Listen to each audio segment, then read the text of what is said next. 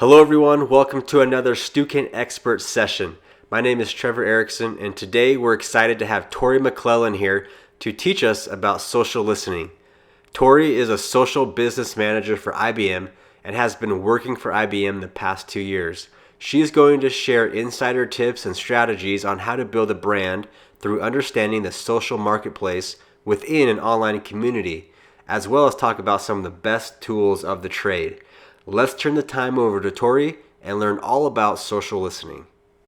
Okay, well, my name is Tori McClellan. I am a recent graduate from BYU, Idaho.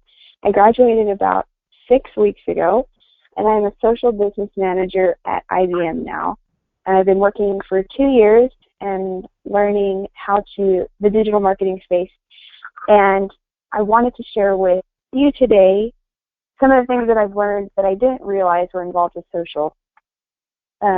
And one of the things that I've learned how to do the most would be social listening. It's something that I had never really heard of before the workforce. I had never really been taught in school, so I thought it would be incredibly important to teach you before the workforce. So what social listening is, it's building your brand through doing research of what's already out there on the market. So I'm going to go through what it is, why you need it, how to do it, and certain tools that I've found useful in making my social listening successful.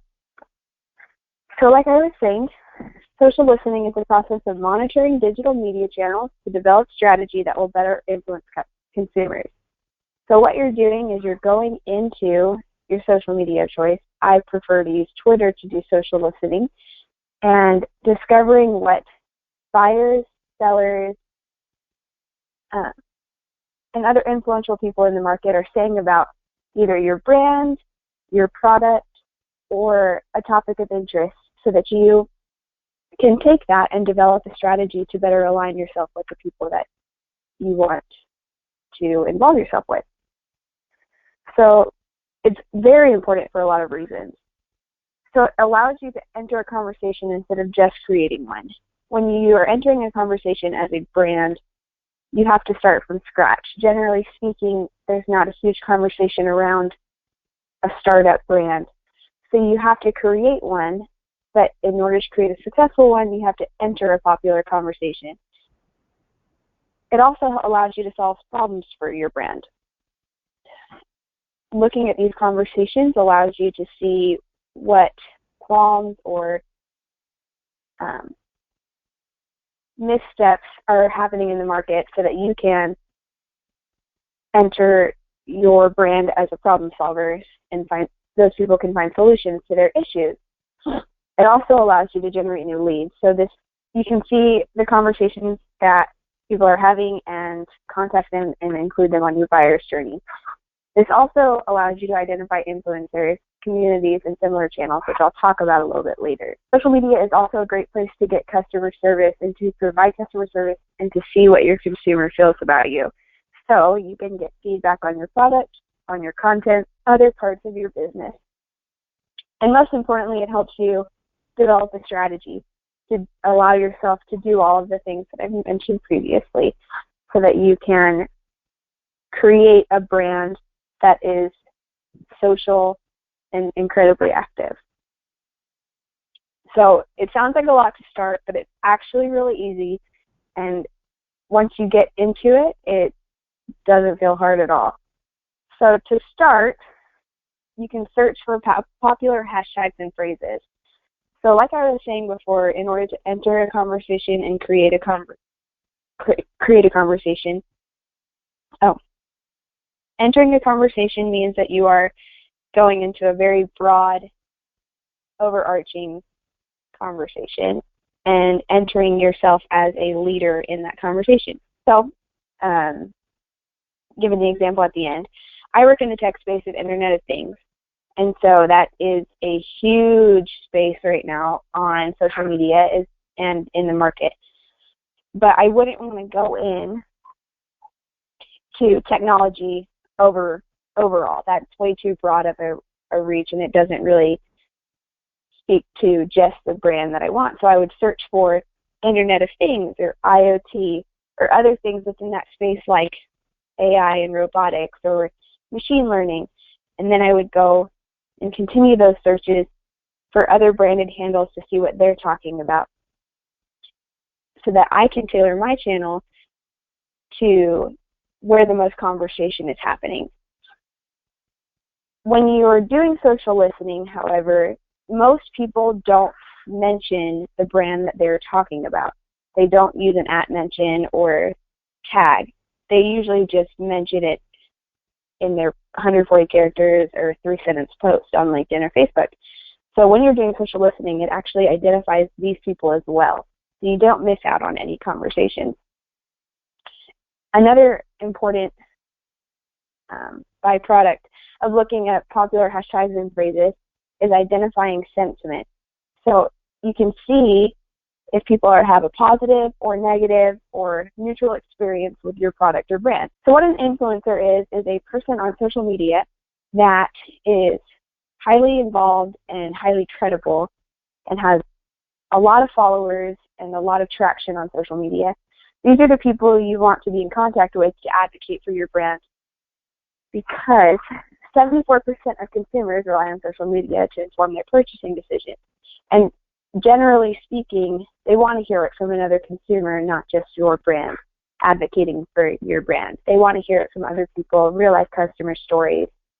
And this is where influencers are key in your buyer's journey. They will identify themselves in their bio with hashtags or @mentions of certain brands of things that they specify in. So, for example, in my work, I would look for somebody that says that they love IoT or big data or social media in general. I would identify those people and see what kind of conversations they're having and either reach out or follow their lead in their conversations. So when I say they lead, you follow, I mean see what kinds of conversations they're having and create similar ones. Not copy and paste, not recreate, but have a conversation in line with theirs.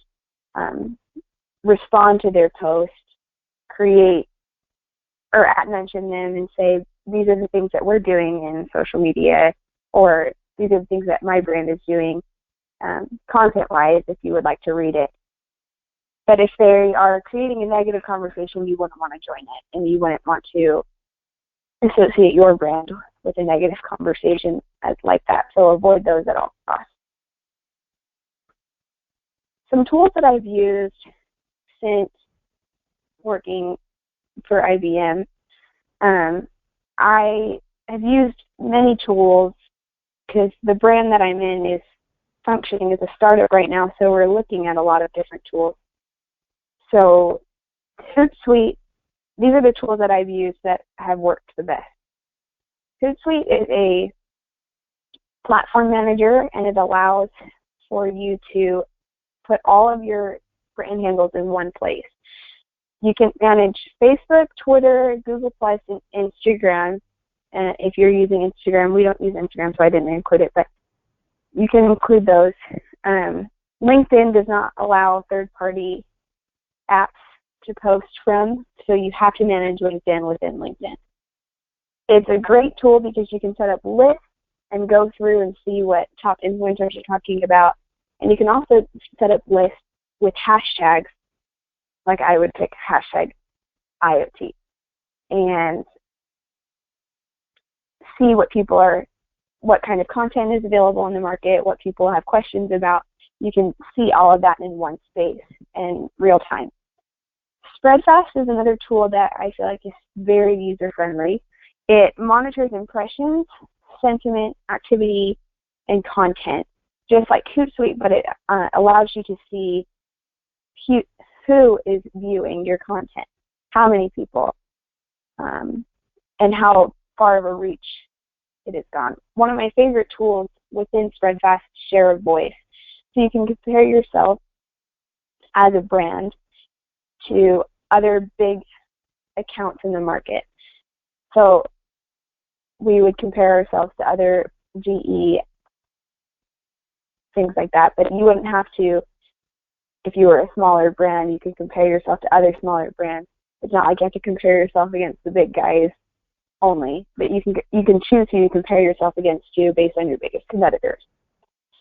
Sprout is another tool. It allows you to gather a trend report so you can pull and see what popular conversations and phrases are happening around your brand. It allows you to see who's talking, when, and if they have had a positive experience with your brand. It also attaches up and coming conversations with the popular ones so you can stay ahead of the game in learning about your social space. And Bitly is a link shortener, which might seem weird to include here. However, you can track click-through rates, which is really important. And you can also track where people click that link. So you can see if they clicked it on Facebook, you can see if they clicked it on Twitter, you can see if they clicked it on a Google search, because popular tweets now come up. Twitter and Google have worked together, and popular tweets come up on the search page when you search for certain things. So Bitly can tell you where that link was clicked on, which is really important so you know where to focus your social efforts. And so I found this great article on Forbes about why social listening is important, and it ended by saying, by understanding what is possible by properly social listening tools, it enables a business and its employees to truly march in harmony with their customers. So instead of just putting all your social media out there, it tailors the conversation so that you and your consumers can work together to create a more efficient and useful buyer's journey, as well as informing the general public of what they want to know. So if you have any questions, feel free to connect with me on LinkedIn. I love to answer questions, or send me an email at my social media manager email. And I hope to hear from you soon.